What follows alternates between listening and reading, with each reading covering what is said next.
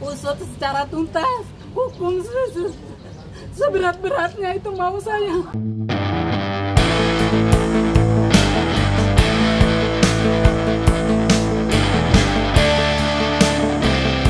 Kasus meninggalnya Pratama Wijaya Kesuma, mahasiswa Fakultas Ekonomi dan Bisnis Universitas Lampung, kini memasuki babak hukum.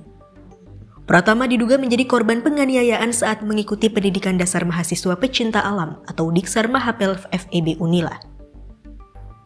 Pada Selasa 3 Juni 2025, Ibunda almarhum Wirnawani didampingi penasehat hukumnya secara resmi melaporkan dugaan tindak tersebut ke Polda Lampung. Wirna tiba di gedung Polda sekitar pukul 11.30 waktu Indonesia Barat dan langsung menuju sentra pelayanan kepolisian terpadu untuk membuat laporan resmi. Setelah pelaporan, ia menunjukkan surat tanda bukti laporan kepada awak media. Wirna berharap agar kasus ini diusut tuntas dan pelaku dijatuhi hukuman setimpal. Usut secara tuntas, hukum seberat-beratnya, itu mau saya. Udah ya. Penasihat hukum keluarga Ichen Amsterli membenarkan pelaporan tersebut dan menyatakan siap mengawal proses penyelidikan lebih lanjut. Diketahui insiden tersebut terjadi saat kegiatan Diksar Mahapel di Desa Talang Mulyo, Kecamatan Teluk Pandan, Kabupaten Pesawaran, yang berlangsung pada 14 hingga 17 November 2024. Menanggapi laporan tersebut, Kabid Humas Polda Lampung Kombes Pol Yuni Iswandari Yuyun membenarkan bahwa kasus ini akan ditangani oleh Direktorat Reserse Kriminal Umum Polda Lampung. Mungkin ke tahapan selanjutnya seperti apa dari pihak kepolisian, Bu, setelah melakukan ini? Dari penerimaan laporan tersebut nanti akan ditindaklanjuti oleh Dirkrimum ya, Reserse Umum Polda Lampung untuk melakukan penyelidikan, di mana penyelidikan itu untuk membuat kasus itu menjadi terbuka harus menentukan dulu saksi-saksinya, kemudian bukti-bukti apa yang bisa dijadikan sebagai dasar untuk terkait pelaporan ini. Ia menyampaikan bahwa laporan sudah diterima dan akan ditindaklanjuti melalui penyelidikan lanjutan, termasuk pengumpulan keterangan saksi dan alat bukti.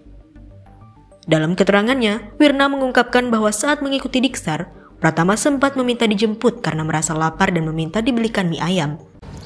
Habis ikut Mahapel itu di Unila, dia diminta dijemput, udah malam. Terus saya jemput, kira-kira udah jam 10-an. Dia kelaparan, dia bilang kelaparan, dia minta cari mie ayam. Kita cari, udah dapet, kita pulang. Nyampe di rumah, dia naruh tasnya, belum dimakan mie ayam, dia duduk pingsan. Di keadaan anakku pingsan, saya jerit nangis. Kadang di situ kan cuma bertiga, suamiku kan kerja di Jakarta.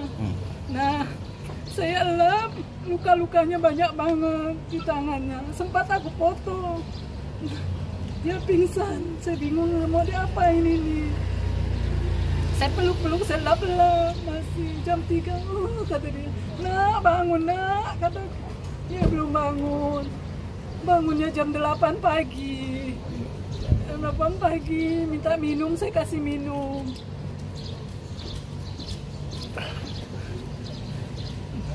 Nah, habis itu Mama katanya, aku nggak sholat, ceritalah dia nggak sholat di sana.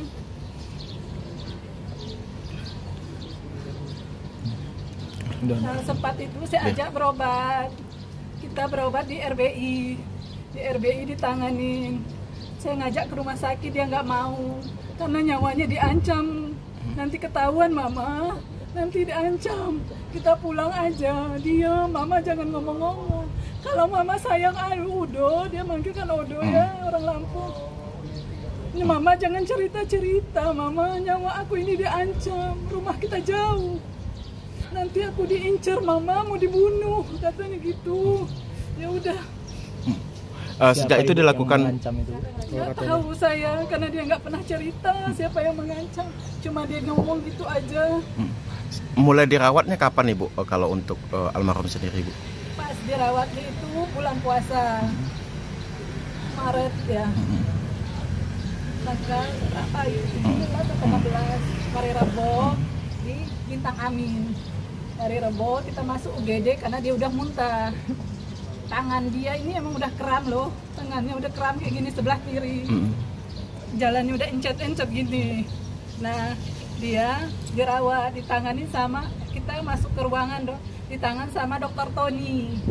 Dokter Tony nginep dari Rebo, Kamis, Jumat, Sabtu, Minggu, Senin. Senin pulang, dikasihnya surat rujukan ke saraf. Kita habis dari ke saraf, katanya Rebo ini, hari Rebo ada dokter Melan, dokter sarafnya. Dokter sarafnya ada jam 3-an. Dia kaget ngelihatnya, ibu kenapa dibiarin anak kamu ini udah kena saraf, bu? Nggak tahu, bu, kataku saya nggak boleh, anakku udah ngode, jangan bilang-bilang.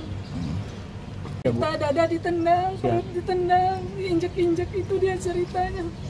Sampai kukunya ini, kukunya itu copot lepas, saya kasih betadine malamnya itu, sebelah kirinya. Siapanya dia nggak ngomong ya, Bu? Apanya? Yang ngelakuin siapa? Ada berapa orang nggak, Bu? Berapa orang nggak, Bu? Pratama kemudian dirujuk ke Rumah Sakit Abdul Muluk untuk mendapatkan penanganan lebih lanjut.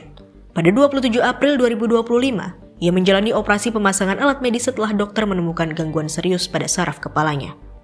Wirna menegaskan bahwa sejak kecil Pratama tidak pernah memiliki riwayat penyakit berat, apalagi yang berkaitan dengan otak. Ia pun membantah tegas pernyataan pihak kampus yang menyebutkan anaknya terindikasi tumor otak pasca operasi medis tersebut. Farum ini belum pernah ada riwayat sakit ya, Bu? Alhamdulillah tidak pernah. Dia dari kecil nggak pernah sakit aneh-aneh, cuma batas batuk, pilek. Kita tegaskan anak kita memang sehat walafiat. Iya, alhamdulillah. Kalau ada pernyataan dari pihak kampus kalau korban ini meninggal karena tumor otak, gimana, Bu, tanggapannya, Bu? Nggak ada pernah dia itu tumor ya dari kecil, nggak ada kayak gitu-gituan. Jadi kita membantah pernyataan dari pihak kampus ya, Bu? Iya. Sebelumnya Dekan FEB Unila Profesor Nairobi telah mengonfirmasi adanya laporan dugaan kekerasan dalam kegiatan Diksar Mahapel pada November 2024. Saat itu, laporan resmi hanya disampaikan oleh satu mahasiswa bernama Faris yang mengeluhkan gangguan pendengaran. Pihak panitia dan sejumlah alumni kegiatan tersebut juga disebut telah mengakui adanya penyimpangan dalam pelaksanaan Diksar dan telah dijatuhi sanksi internal. Pratama meninggal dunia pada April 2025. Namun, pihak kampus menyatakan bahwa kematiannya disebabkan oleh indikasi tumor otak, pernyataan yang kini dipertanyakan oleh keluarga. Dari Bandar Lampung, Yudi Pratama, Tim Kupas TV melaporkan.